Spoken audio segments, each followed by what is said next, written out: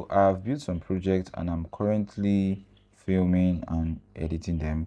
But in the meantime, I want to keep this channel up and running. That's why in this video, we're going to talk about some HTML5 elements you didn't know you need.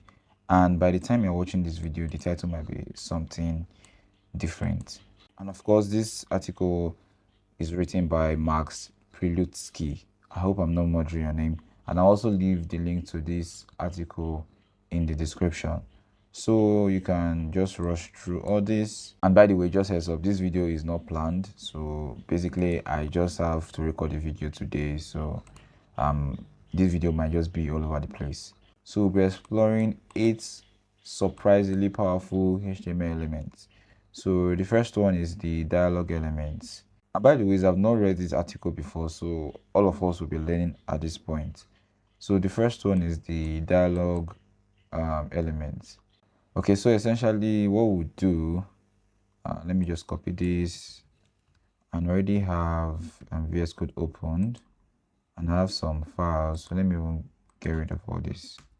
Don't think we need them. Okay, yeah, this one is empty. So I'll paste this here. I'll save, and let's make sure we are also linking our JavaScript as well. So open this on live server. So if we go back to the article, it says we still need a bit of JavaScript to handle the open and close actions. So essentially, the HTML5 element is the dialog one, and the dialog element represents a part of an application that a user interacts with to perform a task. So I am guessing if we click on this, nothing's going to work. Okay, so let's see what the JavaScript is doing. So let me copy this and go to our script and paste this here. Okay, this right here makes the dialog appear as a modal, and this closes the dialog. So basically, we're just tacking on to the ID, which is the, what's the name again? So this ID right here, and we're still tacking onto the open dialog and adding an event listener. So when we click on that, we're bringing this, and I think this show modal is a method. So show modal is a method that's built in JavaScript. So let's test it out now. So if we open the dialog now, we should get this modal. Nice. And it also has the background, the overlay color as well, which is really cool. So let's see how that is coming in. And I think the overlay color is default. Yeah, I think it comes by default. So you just need to do some minor customizations in terms of making the UI much better, and obviously tweaking this. I'm not going to do that in this video because it's going to take way longer, and this is my first time learning about it, so I don't want to just make the video extremely long. But this is really nice because I feel some people will opt into a library like React to do something like this, because you have to create a state, a boolean, because you have to create a state that accepts a boolean, and they will have to be toggling between the true and false state. But this is really nicely done, and the codes are not much, so about 7 lines of JavaScript code, and basically not much lines of HTML. So I was about moving on to the next element tag, but there are some styles that we didn't add for this dialog state. So remember I said you can customize this, but it seems there are some styles that makes it easier for us. And so the browser handles focus management, backdrop rendering, which I think is this overlay you are seeing right there. So the browser does that by default. And okay, it's saying that most developers stuck to never use this, and I might use this. For a project that I'm going to build and teach on this channel. Who knows? So let's just quickly copy everything here, and let's see if we can bring that here. So save, make sure you link this as well. So let's check now. If I click on this, oh, this is nice, which means we can just change this to any color I want. So instead of doing this, I can just do like a pink color here. And if I save, yeah, this should be a pink color. Close, open. Yeah, this is really, really nicely done. All right, so the next one is the details and summary elements, which is basically native accordions. If you don't know what accordions is those drop down you see on FAQ sections, product detail sections and stuff. I've also done some videos about it on my channel, but I think I used React on most of the videos I did, but I think this will be much better. So let's quickly test it out. So I will just paste this here and save. And I don't think we need JavaScript for this, do we? Nope. So that's all you need. Yeah, the browser handles the toggle functionality, accessibility attributions, and keyboard navigations, which is really, really nice. And you can also style it to match your design systems. So he's also saying that these elements are really useful for nested navigations. So I think we'll test this out, but let's just see what we have so far. Oh, this is really, really nice. This is really nice. With just about 3 lines of code or 4. So if we go to the CSS now and we add that, I think the styling will be much more better. So let's paste that in here. If you click on this, okay, there's a nice animation or transition happening right here, which is really nice. So let's see what's happening. So okay, using the pseudo class and basically targeting this icon right here, which is this. And if it's opened, which you can tag like this, which you can target like this, then we're just basically rotating these icons. So there's a little bit of learning curve in terms of getting the right HTML selectors you have to style, which I feel is not really that difficult to do. But at least with just about 14 lines of code, you have an accordion. And let's also copy this one as well. Let's see the difference. So let me paste it like so. And this one is a nested one. They have. So if I click on this, okay, now I have front end and back end. This is really, really nice. So you can also use this for your FAQ sections without even needing JavaScript anymore. So the next one is a data list element, which is a native autocomplete. And before I move on, I just want to say this. You can correct me in the comment section if I'm wrong, but I feel these days everybody is kind of lazy, even with the rise of AI, because if you ask AI to basically do something like this for you, or let's just go back to this, I think it will just default to the regular standard, which involves using a framework at its core, or even going to JavaScript for something like this. But my point here is that you just have to accept learning and really, really trying to keep yourself up to date, because I promise you that AI is not going to give you updated codes. Now you can see that we're using the details tag and the summary tag. If you ask AI, you are going to just get a bunch of divs. Like I said, you can correct me if I'm wrong in the comment section. And just FYI, I didn't say you shouldn't use AI. So I'm just saying you should just use with caution and make sure you try to visit MDN documentation and platforms like Dev2, Medium, Twitter, and even watch current videos like this one, Shameless Blog, so that you can stay up to date and learn new stuffs. Anyways, let's continue with the article. The third one is the data list element, and it's the native autocomplete. So let's just copy it as it is. And I think the output basically gives us a text input that shows suggestions as we type. So let's just paste it right here, and I'll make sure I'm deleting all these ones.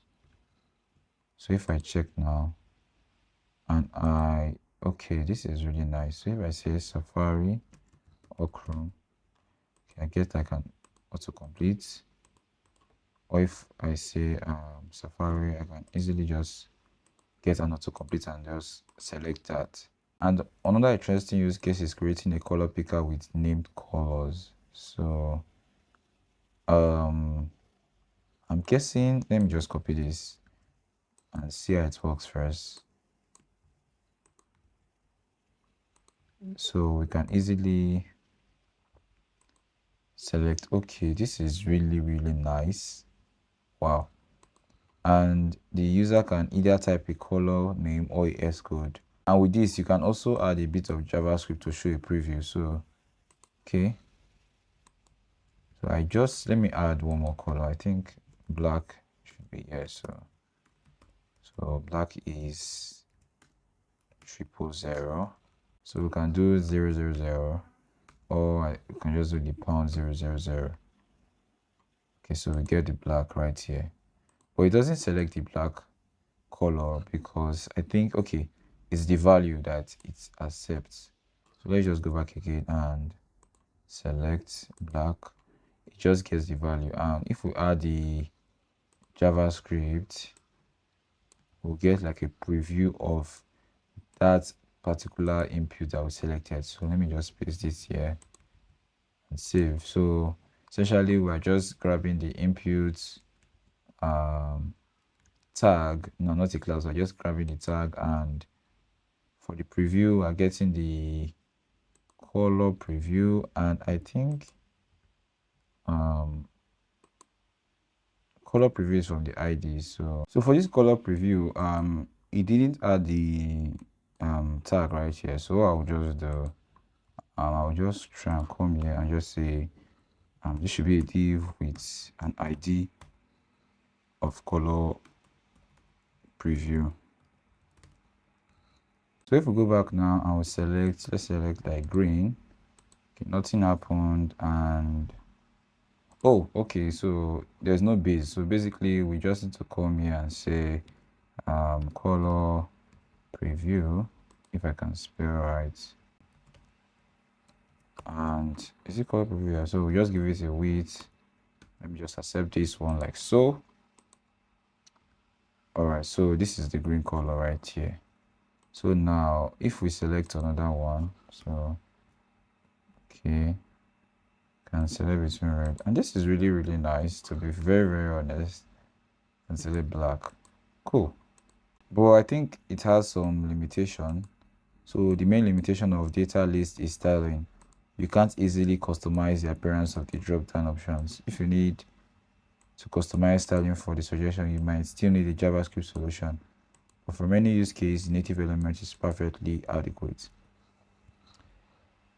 Personally, I think with stuff like this, we don't really need to style it that much, especially this drop down. But like I said, if you need to style it, you just have to opt into JavaScript to do some little adjustments.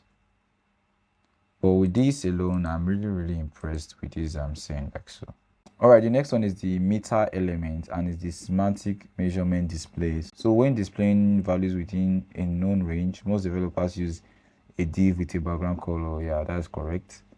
But HTML5 has a dedicated element for this. So I really don't know how this is going to look like, but let me just copy this and get rid of everything here and here as well.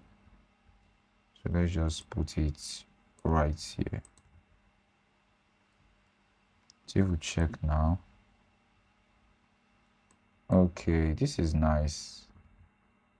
That means we can increase the value to like 80, and this should almost be filled. Let's just do something like 99. Let me see if I'm right. Okay, yeah.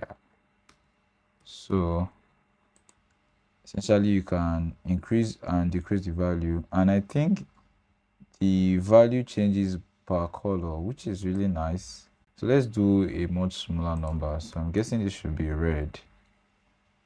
Yeah. Okay, this is nice. And the browser style is based on the threshold. So if the value is set in low range, it might show as yellow. Okay, yeah. If it's high, it might show as orange. And if it's near optimum value, it shows as green. Wow, this is really useful. I'm still thinking of where to use this, but this is really nice, especially if these values are really dynamic. You would really see the benefit of using something like this. All right, so the next one is the output element, and I think this is the dynamic calculation result. So when building calculators or interactive forms, okay, most developers use a div to show the result, but HTML5 has a dedicated element for this. Okay, I have no idea what it's going to do. Let me just paste this like so. All right, before we save on input, so basically when we type something, the value of the result should be parsed to an integer. So basically, if this is a value, it should be passed to a number or an integer, both of them, like so. So let me just go back. Oh, this is nice. So we can just do 10 plus 10, 20. So we can use different arithmetic operators here, and I think that's going to work. So let's just do 5, and this should be 2, by the way. This should be, sorry, multiplication, by the way. So let's try this again. 5 times 2 should give us 10. Wow, cool. So now we're getting our answer based on input, which is this on input right now, not based on submit anymore. And I see outputting it. So he's using this output tag, which is really nice. Then essentially now we're attacking this name, and this for is just to link these two together. So for A and B, and this is the output right here. But I believe when we get the result, is being sent to this name attribute, like so. So if you scroll down a little, you can see that he explained how he used it on his side project for a mortgage calculator. So you can just copy the code and see if it's something you will need on your own side project. So the next one is the mark element tag, and I've used this before, but I will still show you for those that have not used it. And I'll urge you that as soon as you are done watching this video, you should just head over to this article and really do a deep dive for yourself, because after this video I'm going to go through everything again and really learn some new concepts from this, because I might do a more structured YouTube video implementing one or two of these elements. So the mark element tag basically highlights text, and it highlights text in this basically it gives the text you are highlighting, which is this background of yellow, and the text itself will be black. So if we check now, you can see, and this is what you people normally do with CSS, and I'm very sure you can easily customize it to your own choice as well. So if we check now, the color changes like so. So the next one is the time element tag. So for most developers display dates and time using regular text elements, but HTML5 has a dedicated element. So let me copy this and paste it like so. Save. So if we check now, this article was published on May 2025. Wow, this is really nice. So let me get rid of this. I think this is the outputted content. So let's just say Dave Lawrence, save. Okay, but the actual value or the actual date and time is this date. Okay, so I've not really seen the benefit of it yet. So let me read through. Okay, saying that the date time basically allows you to like specify the date in a more standardized format, which is this ISO 8601 that the machine understands, while also displaying a human-friendly format to users, which is this that we saw right here. And again, there are many formats. If you scroll down, you can see different formats, and it's saying here's one practical application. So let's just use this one. Okay, this was posted 2 days ago. All right, but this is the actual timestamp right here. All right, and I also think you can add some JavaScript to update the time or date. So let's check. I'm very sure. Okay, yeah. So I know there was something. So you can update all these values periodically. So okay, so essentially if we go back, I'm just stacking onto the relative time, and for each time, so basically this is just one, but if you have multiples, we'll get the date time attributes, which is this. So if we check now, you see that it's still the same data. And I think for this to work, I don't want to go into that. You just have to do some little or add some little logics to these HTML values and the JavaScript file as well. But like I said, you can just go through the article and read for yourself. And finally, we have the figure and fig captions element. So I have seen this before, but I've not used it, and I don't think I've had or have a use case for it. And this basically just captions different elements. So let me just copy this one, and of course get rid of this and this as well. So I'll paste this here and save. So if we check now, you see that we don't have an image. So what we just do is I'll go to pixels and look for an image quickly. Say chart.